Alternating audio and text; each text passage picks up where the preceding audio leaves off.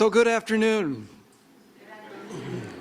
My name is Matt Alspaugh, and I'm the minister here at the Lake Chapala Unitarian Universalist Fellowship. We share our space with the St. Andrew's Anglican Church, so enjoy the space here. We are here to celebrate the life and mourn the death of Louis Crippen, brother, uncle, father, husband, leader, and friend. He was a keen intellect with expansive interests, hardworking, caring, and generous, always ready to lend a hand. He will be missed. Let us remember the arc of his life, a full and rich life, a life well lived. Let us draw strength and comfort from each other's company. Because we're gathered here this afternoon as one family bound together by loss, united by our grief at the death of Lou Crippen, and by our gratitude to be counted among those whose lives he touched. We note that Lou's death was completely unexpected. He was there in the morning, and then a short time later, he wasn't there. The suddenness, the unexpectedness of such a loss can sometimes throw us off. It can complicate the feelings of loss. This is not the way we expected things to go. Oh, and there are a few seats, unfortunately, they're up front.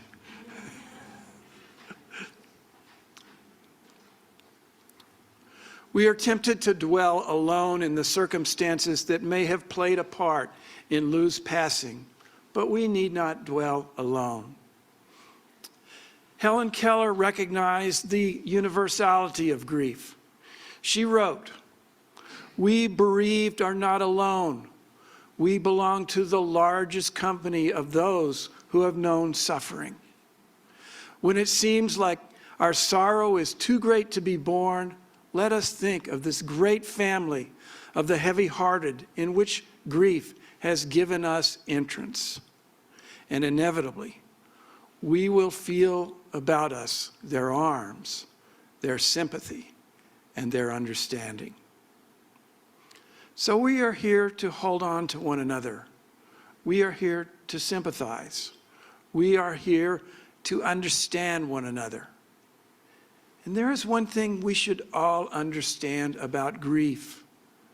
That is, there is no one right way to grieve. We all grieve differently and at different times. Grief comes in waves, sometimes so present that functioning can be difficult. Other times, bringing on a dull numbness that encourages us to question the depth of our feelings and loyalty. All these are the natural part of the grieving process. The task of grieving is paradoxical. It is to hold on to the parts of the deceased that will be ours forever.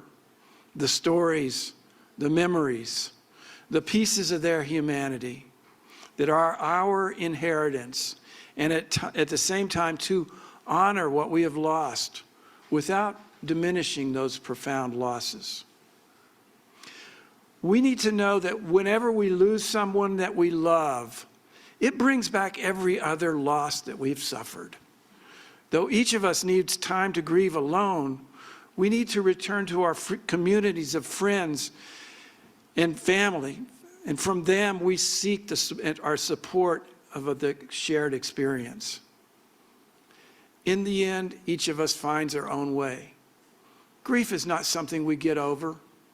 Instead, time teaches us to weave each loss into the fabric of our lives. Together, as we weave this fabric, we hold each other in our grief. We hold this family in the midst of their loss, and we are reminded that life is a fragile gift.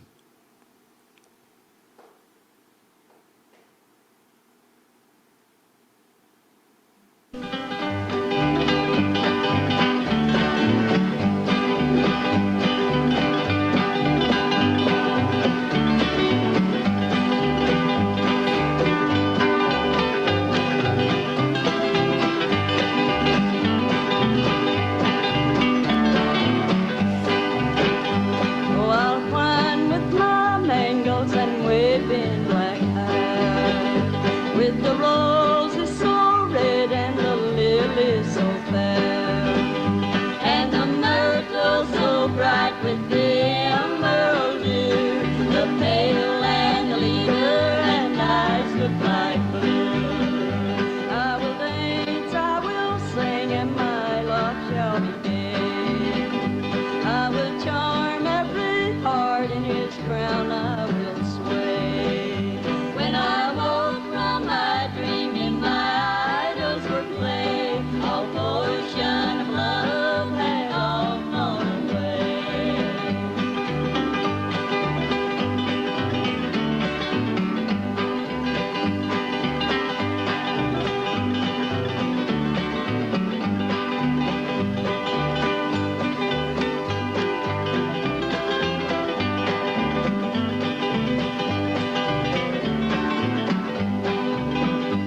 Oh, he taught me to love him and promised to love, and to cherish me over all others above.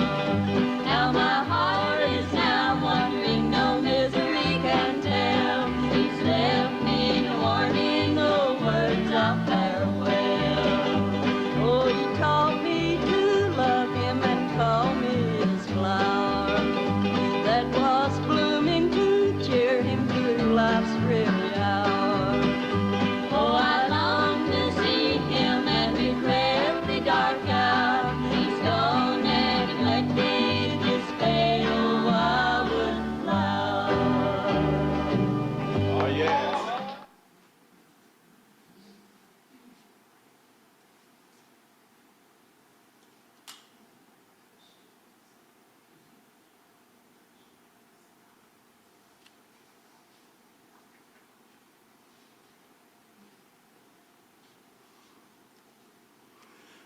We light our chalice as we begin to tell the story of Lou's life. The following reflection is prepared by Lou's wife, Trudy, and will be read by several people, me, Paula Odom, Gary Cleek, and Norman Woods. I begin in Trudy's voice. Lou is not here with us, so I will tell his story.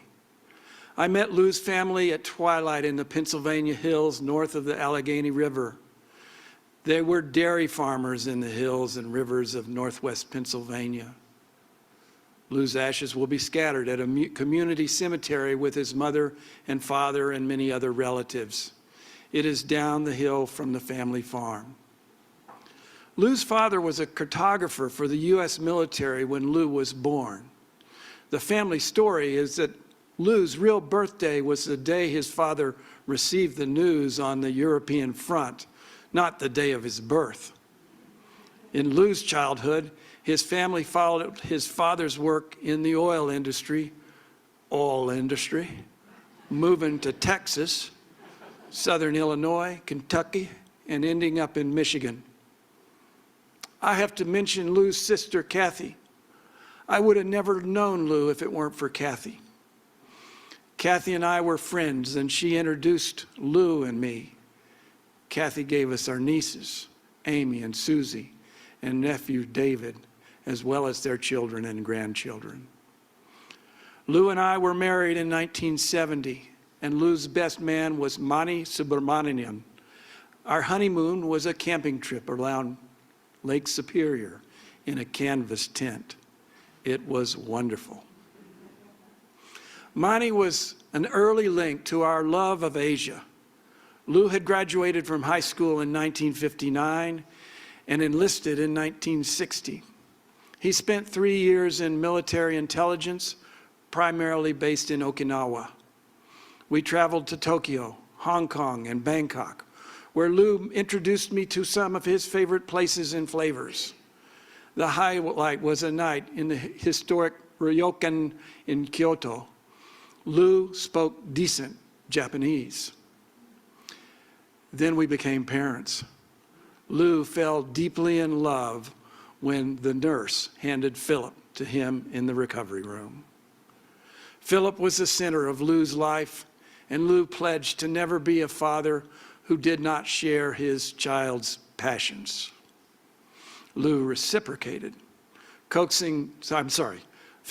reciprocated, coaxing Lou to Italy for the Venice Biennale, among other adventures. Lou was always up for experiencing Philip's more avant-garde tastes, though he enjoyed Rome's Borghese and Florence's Uffizi more than the Biennale. In fact, he may have enjoyed the performance of Aida and La Fenice in the most. Lou loved Philip, and it was reciprocal. Philip would call and say, "Dad needs to go to Victoria Falls," or "Dad needs to meet me in Venice," or "Dad needs to do this or that." Lou himself decided to see Philip run in Berlin. Let me invite Paula up.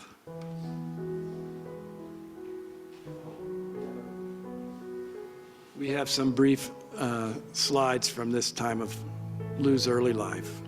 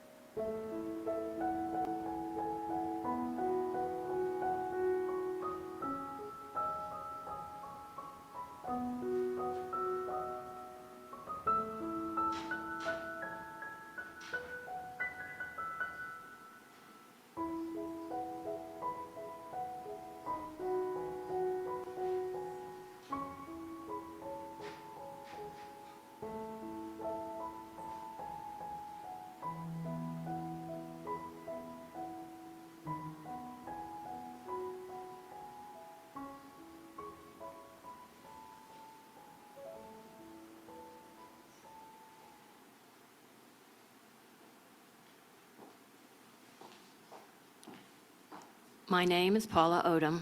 I want to continue with Trudy's words. We thought we had our lives planned out, ending with retirement on the shore of Lake Michigan. Meanwhile, we had Philip, as well as our dog and our cat. But in 1986, Lou's work took us to Texas. What can I say? It was not as horrible as we had feared. We survived, and Lou found our escape route as an expat. He had assignments in Caracas, Buenos Aires, Rio, Sao Paulo. He heard the future Pope Francis preach in Buenos Aires and took a trip to Angel Falls, canoeing and then sleeping in hammocks. Philip and I joined him for the trip to Iguazu Falls. In Singapore, Lou oversaw the tech teams in ASEAN.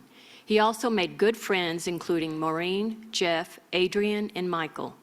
One of our favorite memories was a Muslim wedding reception where the guests chose chopsticks, spoons, or fingers. Another was a Chinese wedding where the bride changed from a white dress to a red dress to a black dress. Of course, I will never forget Michael and Lou bringing in wee bottles of scotch to our favorite nightclub. Our best memory of Singapore was our last Christmas with our parents and Philip and all of our friends. We thought we were going back to Texas and were having a weekend in Bali, but of course work called. Lou was urgently needed for a client crisis in Adelaide, Australia. No problem, Lou said. I'll fly down on Monday. No, be there on the next flight. That began 5 wonderful years in Australia.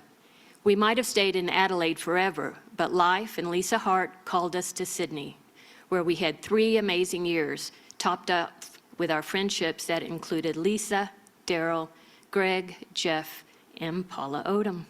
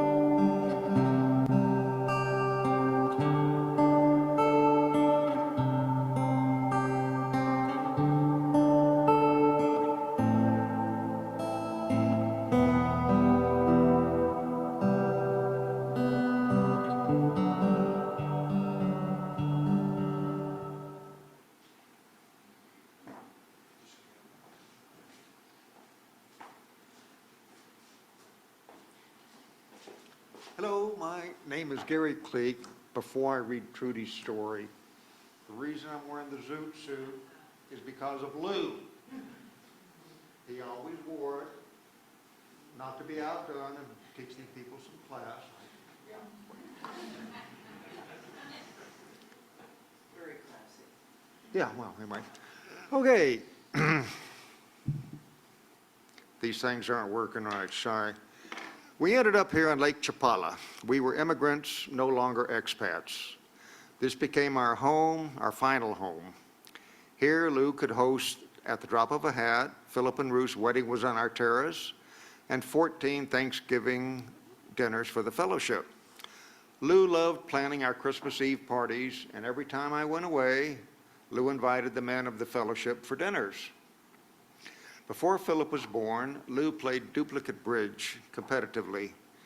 He had a decades-long gap, but after retirement, he returned to the game, both as a competitor and as an organizer and teacher. And he was the president of the Bridge Club and of the Bridge Unit. But it was not just elite games like bridge. Lou was open for almost anything with cards or a board, and especially a set of rules. He was always the referee, and at family gatherings, disputes were adjudicated by an exasperated adult saying, "You're playing by Uncle Louie's rules." Sounds like my wife. Anyway, then there was the fellowship. He served 2 terms as president of the fellowship and another 2 terms on the board. He wrote and delivered many services over the years. One time he cooked South Indian food for everyone after a sermon on Hinduism. 2 others that stand out were The Feminine Mystique, 50 years later, and Manifest Destiny and the Treaty of Guadalupe Hidalgo. These 2 reflect Lou's range of interest. It was Lou who joined NOW, the National Organization of Women.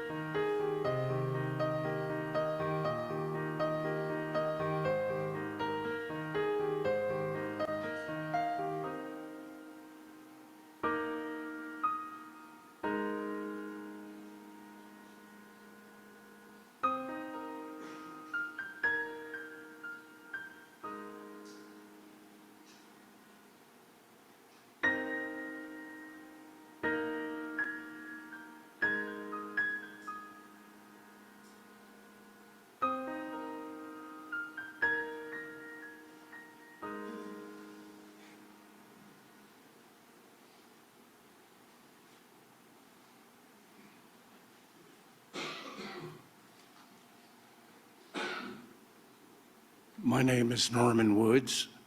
I too am reading Trudy's words. You may be wondering about today's music. Lou loved Dave Brubeck, country music, and Mozart. He never missed a chance to see an opera, keeping his tuxedo at the office so he could attend the whole Wagner Ring Circle. We went to a club in Greenwich Village to hear Brubeck. Lou and Jeff danced down Orchard Road in Singapore, singing Gilbert and Sullivan. Lou's music taste reflects his wide interest in general. He loved sports, competing himself in cycling and volleyball, but also as an obsessive fan. In Dallas, he shared season tickets to the Mavericks and the Stars, watching some of the worst basketball and hockey teams of the 1990s. At the Sydney Olympics, he became a USA women's basketball superfan, and his time in Australia turned him into a cricket savant. Later, he focused on international soccer, watching the most minor of US men's and women's matches and forming deep opinions on their prospects. Lou reconciled his love of sports and the arts by remarking that he wanted to be the sort of man who was equally up for the basketball games or the opera. He loved to cook. He would roll fresh pasta and pair it with bolognese sauce that took hours to cook. I'll never forget the Thanksgiving dinner he and Michael prepared in Singapore. And Lou's cookbooks are covered with the grades he assigned to each recipe. He was a tough grader. This was coupled with his love of wine. Our years in Michigan included friends and wine shops and regular wine tastings. He bought cases of wine to savor, including the vintage port that traveled with us. Lou loved the South Australian wine regions, asking the vintners about their craft, and in the process, being offered extra pours and making friends. He nurtured Philip's love of literature, reading him all 1,216 pages of the Lord of the Rings trilogy twice. He loved film, dedicating himself to watching the entire Sight and Sound 100 Best list when Philip entered film school. Lou was interested in a great many things, and he was interested in the latest version of those things, everything from the ordinary to the extraordinary, the best bar hamburger and the best haute cuisine. Lou equally loved samurai movies and Ingmar Bergman. He was so open that his intense hatred of Ulysses, Guys, a dour Eastern European movie, and the films of Jane Campion stood out.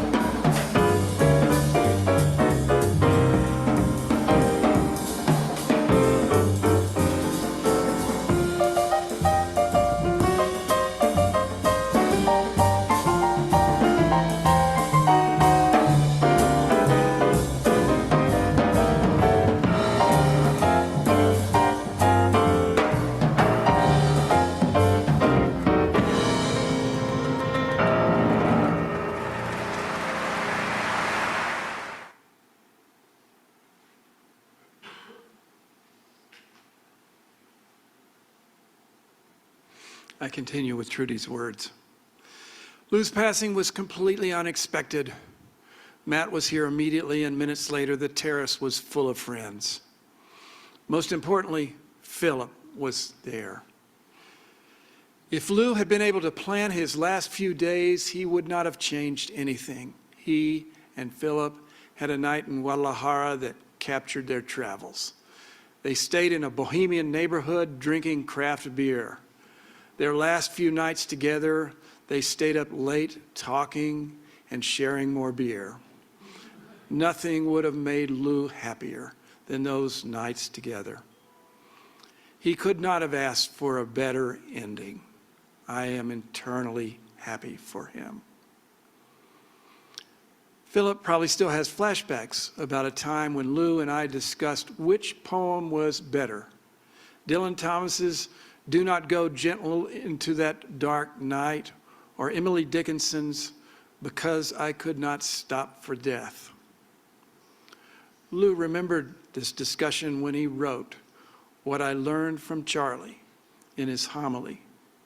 Lou reflected on how his view of death had changed over the years from a young man to a 76-year-old.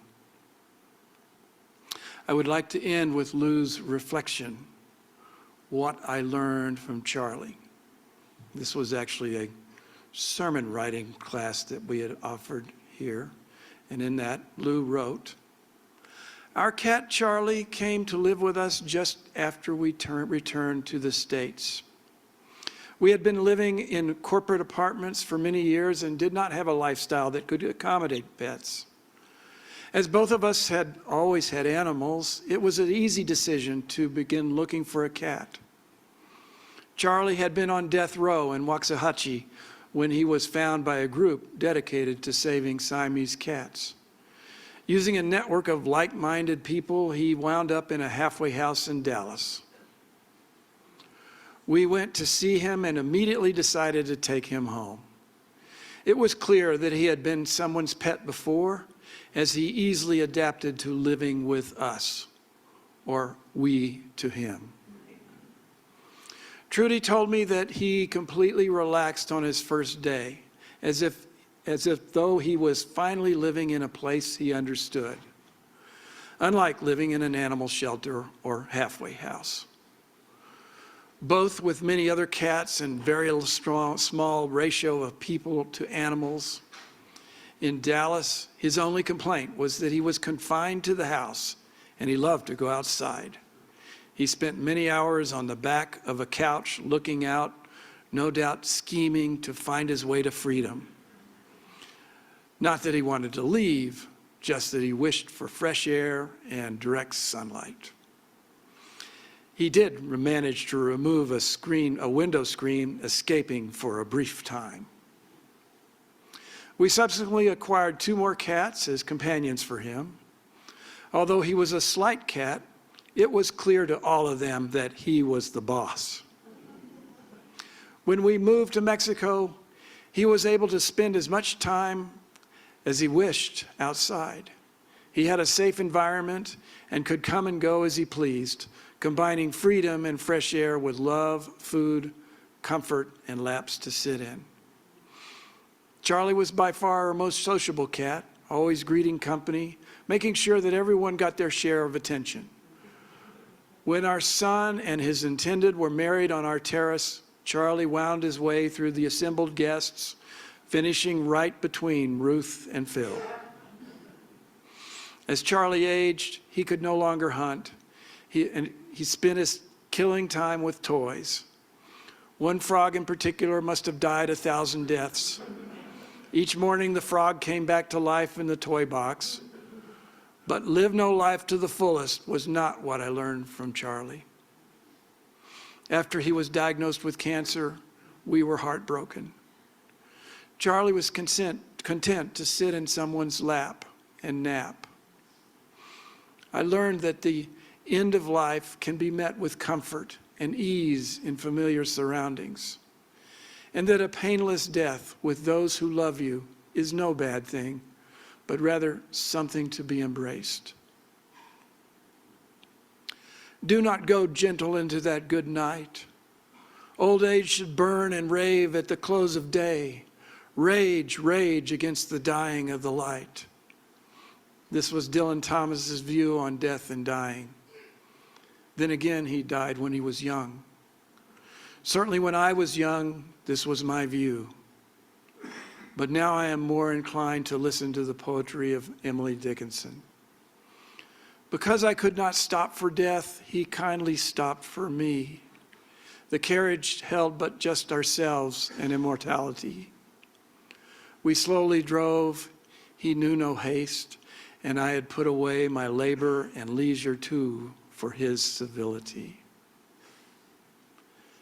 So which view do you take? Of course, there are others. I like to think that by now I can approach death calmly and with dignity. But perhaps there is no dignity as the mind and body decays. For his part, Charlie had never felt any rage. As we approached our 13th year in Mexico, he was approaching at least his 18th year of life. He was down to wooden kidney and a restricted diet. He had a wound on one of his legs that would not heal, despite ours and the vet's best efforts. Finally, a test revealed unsurprising results. Charlie had cancer. He spent his time mostly sitting in one of our laps, eating a few bites of when hand-fed. He was content with palliative care, being surrounded by those who loved him and who he loved. A few times a day, he would walk slowly outside to the garden that he loved and would sit and then lie for a while. Sometimes he would walk back inside, and sometimes we would carry him. There was no rage against the dying of the light for Charlie, nor really any resignation either, but simply a quiet wait for the coachman.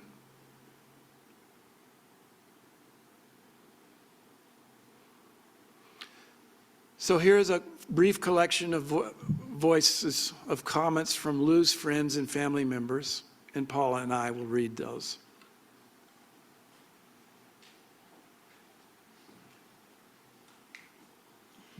This is from Carol Cortez. Trudy, I grieve for your loss, but you were so lucky to have such a wonderful man in your life for so many years. You made so many great memories together. Lou was the epitome of a gracious, generous, and honorable man. His contributions to our LCDBC are endless, and we honor him for his service. With love, Carol. And that was the Bridge Club. So this is from Mardell and Fred Harlan. We are grateful to LCUUF for nurturing many wonderful friendships over the last 20 years, including from the beginning with Trudy and Lou. They were both central to the establishment and leadership of this fellowship over the years. We remember many memorable Sunday presentations from Lou, including a moving tribute to Martin Luther King, an analysis of the impact of Betty Friedan, as well as a talk on Schrodinger's cat. We were amazed at the depth and breadth of Lou's interests and talents. We recall his hospitality and the delicious meals he prepared and shared. We learned a lot about films from Lou in a movie group and enjoyed discussing music, especially opera, with him. So given all that, we were blown away when he invited us to travel with him to watch ball games during the Pan Am Games around Guadalajara in 2011. His knowledge of the game and other sports was amazing, truly a Renaissance man, and a very valued friend. And we are left with many, many wonderful memories of time spent with him.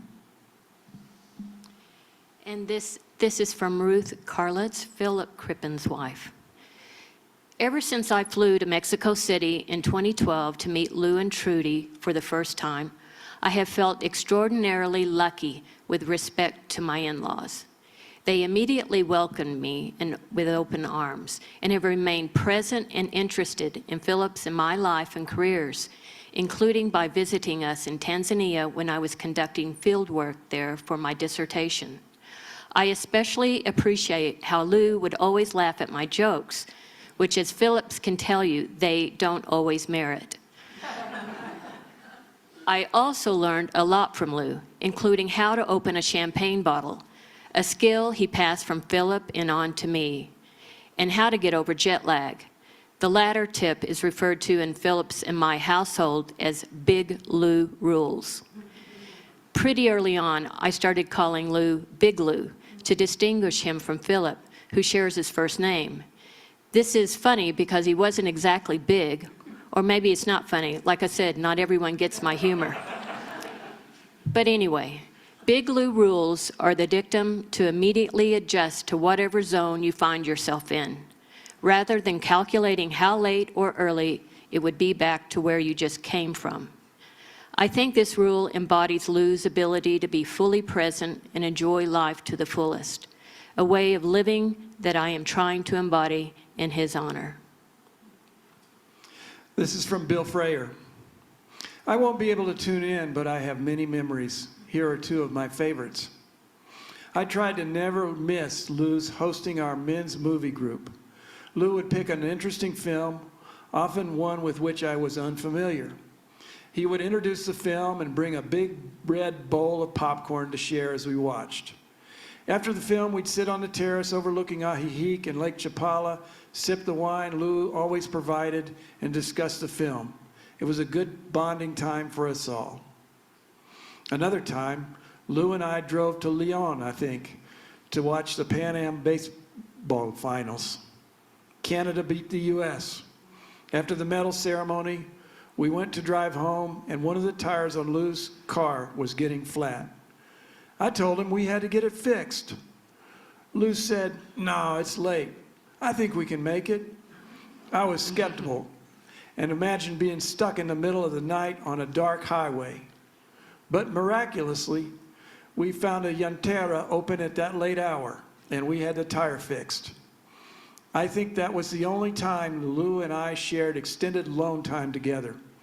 I remember we had many wonderful conversations. This is from Marshall Krantz.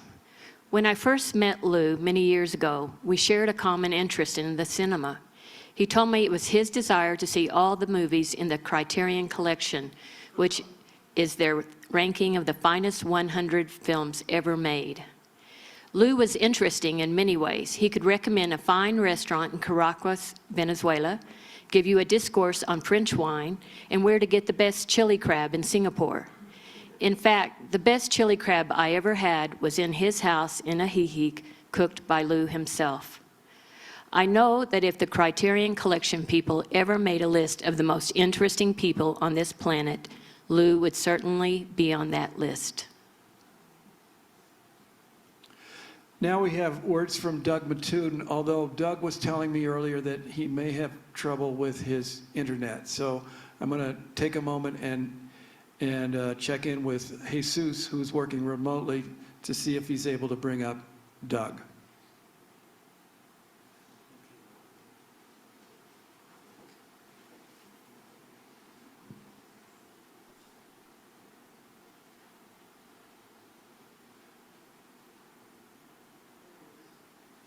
Hello, can you hear me? Okay. Yes, we can. All right, great. I just have a short Lou story. There's so much I could say about him, but I won't. But the Lou story is the movie, the men's movie group was one afternoon a month. I was a regular at it. Their house was up on the mountainside, which was not accessible for those of us who don't have cars. So this particular day, I had not arranged for a ride up the hillside like I usually did, calling people, ahead of time. But this particular day I didn't. But I figured that somebody would come along anyway. So I was standing there on the carretera, waiting for somebody to come along. And so I was standing there. Meanwhile, up at the Crippen residence, everybody had gotten together out on the terrace. And Lou somehow missed me. And you know what he did? He left everybody sitting on the terrace, went down, got in his car, drove, sorry, he drove along the carretera till he saw me there, standing on the corner there across from the Ahihi clinic. He picked me up and drove me up the hill. So that's just, that's the kind of guy Lou was.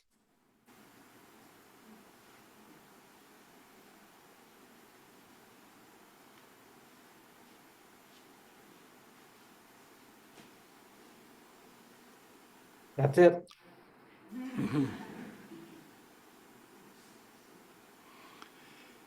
And so now we'll have words from Ann Klestat. No? Oh, I'm sorry. Okay.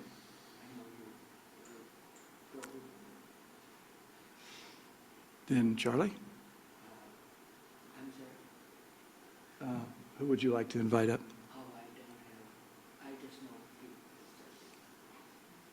Okay. Then we'll open it up. Let me bring a microphone. Oh, okay, excellent. And then I will bring a microphone to you, Janice.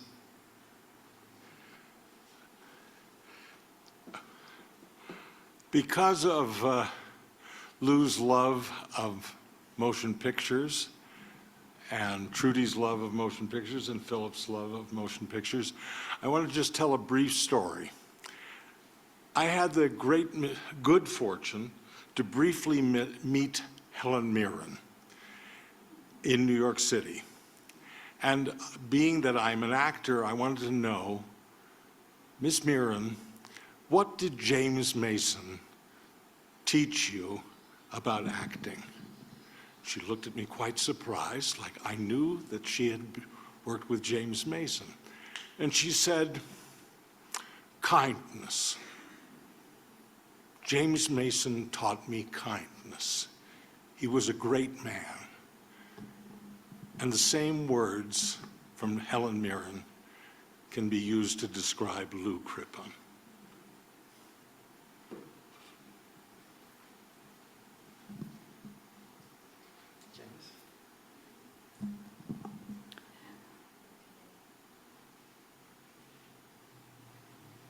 Let me turn it around a little bit.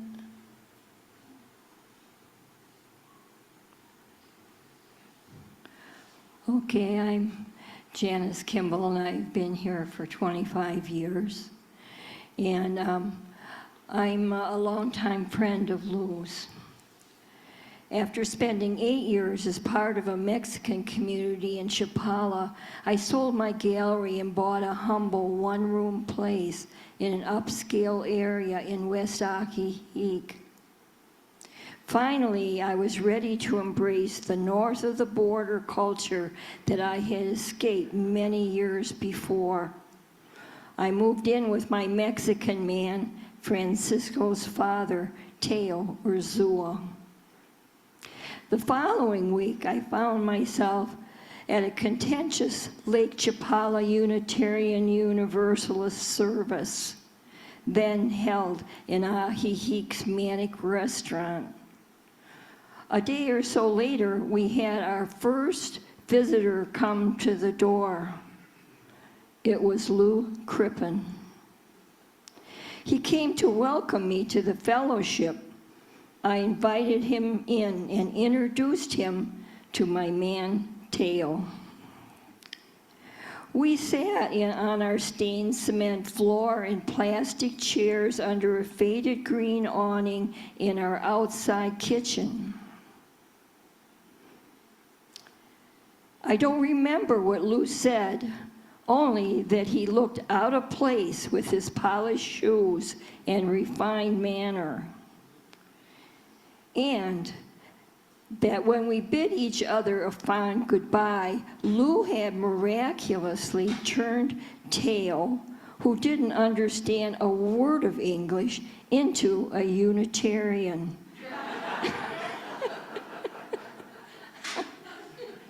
He was a member of this fellowship for many years. My son Terry is a mentally disabled veteran who lives in a group home in Detroit. I asked Trudy if she would bring him here for a visit the next time she went to visit her family in Ann Arbor. I was so impressed because she just said, "Yes, I will." I said, "Oh." And she said it without any hesitation whatsoever. Lou and I sat in the bar on the upper level of Guadalajara International Airport to watch for my son Terry and Trudy to disembark on the level below. This is where I really got to know Lou, the tender, kind, thoughtful man, the man still in love with his wife, the proud father, the faithful friend, the compassionate listener. For me, friendships where at some point in time you have a glimpse into another soul are precious times and not to be forgotten. And on that airplane trip, Trudy and Terry became true friends. I believe that he saw the kindness in her soul and she saw the same in him. And those are only a few of the kindnesses Trudy and Lou have done for me and my loved ones. And I thank them both because I believe Lou's spirit still here with us. And Trudy, to me, you have become the mother of this fellowship. And about those times when we locked horns, in my elder wiseness, I have to admit you were right half the time.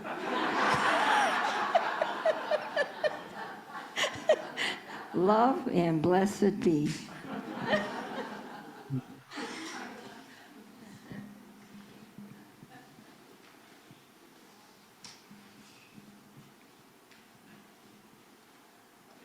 My name is Heidi, and I got to know Trudy and Lou as they invited me for the first time through Joan and Jim, through Joan Bellamy now. And it was a gift to be able to meet such a generous and kind man. But there are side stories. The side stories are the wonderful conversations we had as we both shared a love for opera. We almost met in New York City probably over 25 years ago, if only the snowstorm hadn't occurred in Vermont and the airplane could have taken off. Lou was on his way in his black and white tux to see, wasn't Aida, it was Madame Butterfly. I missed it. I had tickets, and he had tickets. He was able to walk through the snowstorm. He made it there. If it hadn't been for that snowstorm, we'd have met. I just know it. The other thing that Lou and I shared was a love for a good bottle of scotch. And I kept one handy, and also the perfect glass that went with that. And I was telling a few friends earlier that I should have brought that bottle of scotch for all of us to share. But I'm going to toast you tonight, Lou and Trudy, for a wonderful couple and a wonderful relationship and their beautiful son and daughter-in-law. I will miss you.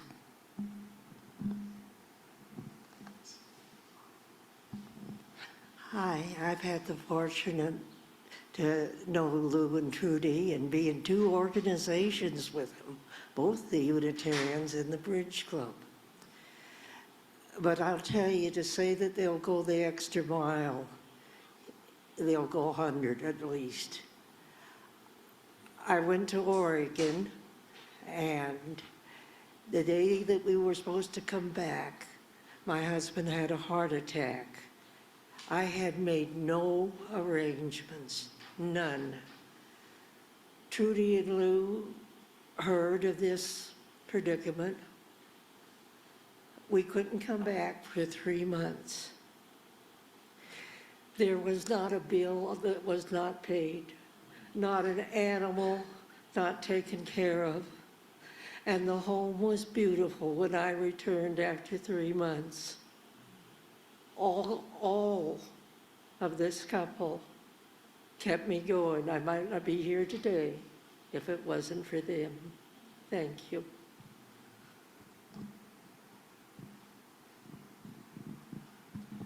My name is Lynn Cleek. My husband spoke earlier in the tuxedo.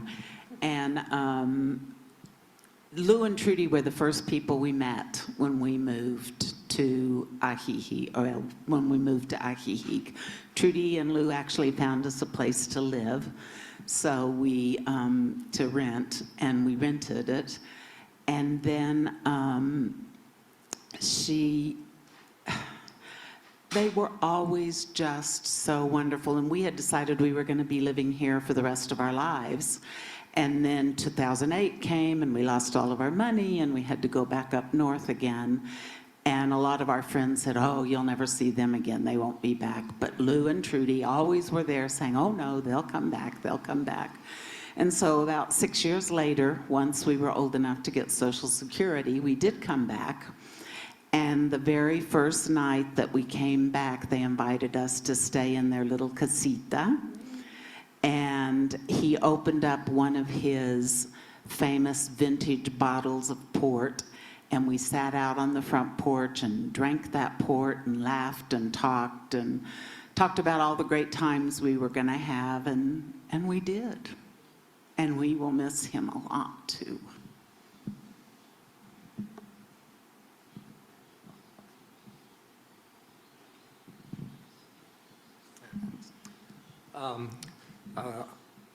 I bonded with Lou over our common love for board games.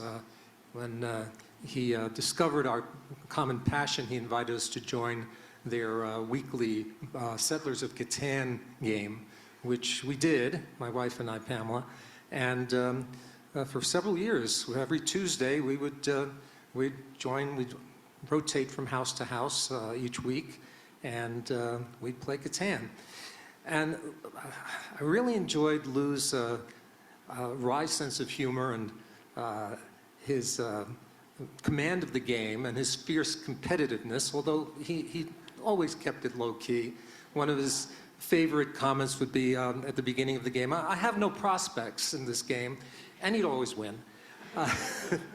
So I'm glad to report that, oh, by the way, at the end of each game, we would always toast the Lord or Lady of Catan, the winner of that week's game. And I'm glad to report that Lou won the last game of Catan that he ever played, so he will always be the Lord of Catan for me.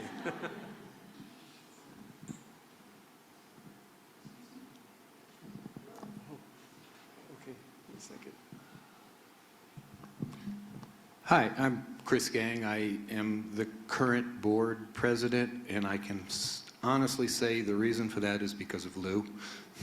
Deb and I had moved here in 2019, and we saw there was a Unitarian church, didn't know that, and started attending. Now, I had spent my entire childhood and youth and adulthood in church leadership, but my last congregation was a hot mess of conflict. And so I just chilled for a year and watched what went on and saw that what a wonderful, organized, calm congregation this was. And I started to talk to people about it, and somehow Lou heard that. And they came up to me and said, would you like to be board president? Okay. I was a little bit terrified, certainly overwhelmed. I'd seen and heard Lou speak. I had served a year on the board already with Lou. And I got to say, I had never heard about Big Lou rules, but that explains a lot of board meetings. And I remember, and this is a credit to Lou's gentleness and personality. I remember one board meeting, something triggered him. To this, I honestly don't remember. And he basically shut down conversation on the board, and we're just kind of like looking at each other, not knowing what was going on. And then it passed, and we moved on. And later that day, he sent a note to the board apologizing for whatever it was, that it was totally out of his character, and he had no right to act like that. And I honestly, coming from the congregation I came from, it was like, I didn't notice anything that unusual. Anyway, it was a pleasure. I'd like to say I knew Lou, but after sitting here today, I don't think I did know Lou that well, but I was certainly glad to have the time I had with him, and he was always supportive of my work as board president, which ends this year. And I'm always grateful for that, as well as Trudy's support, and he is definitely missed.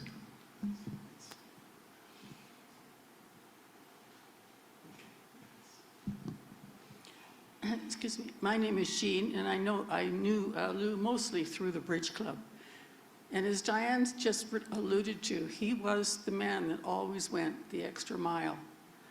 I know that because the two of us took on the challenge of getting the nonprofit designation for the Bridge Club, for which you had to spend quite a lot of time with the tax authorities in Guadalajara.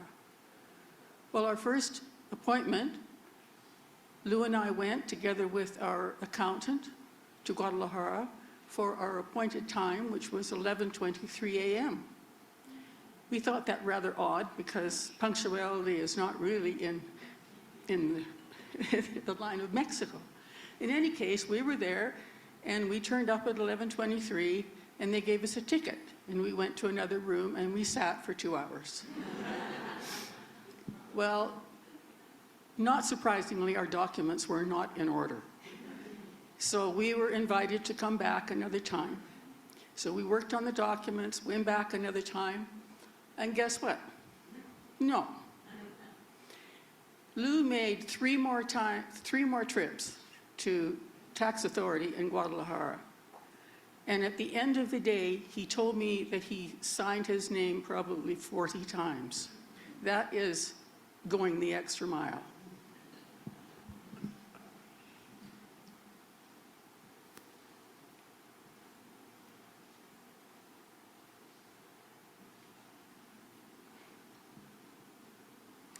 Well, there will be plenty of time for additional conversation, stories, reminiscences. After the formal service here, we have quite a spread set up outside. So let me close simply with those words from Emily Dickinson, which reflected Lou's evolving views on life and death. Because I could not stop for death, he kindly stopped for me.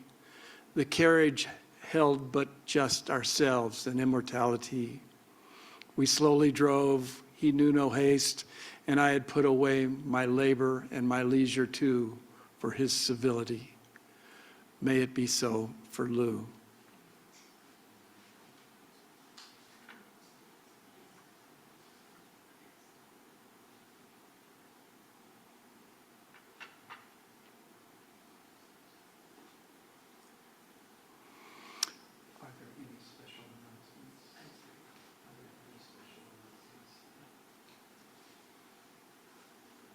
With no special announcements, our service is over, but the celebration continues. Please stay around for food, drink, and conversation. We'll exit to Mozart, another of Lou's favorites. Thank you all for being here with Lou and for each other.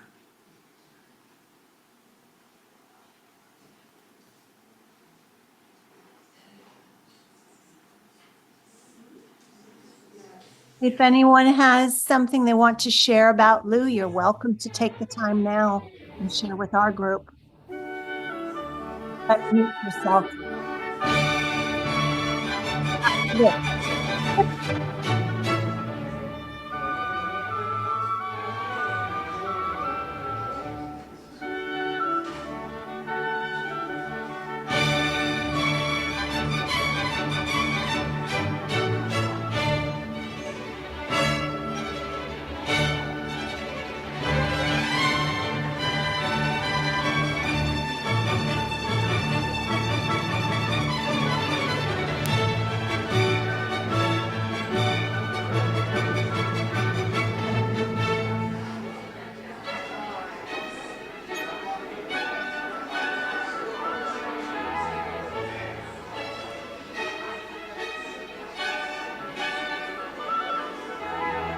Lou.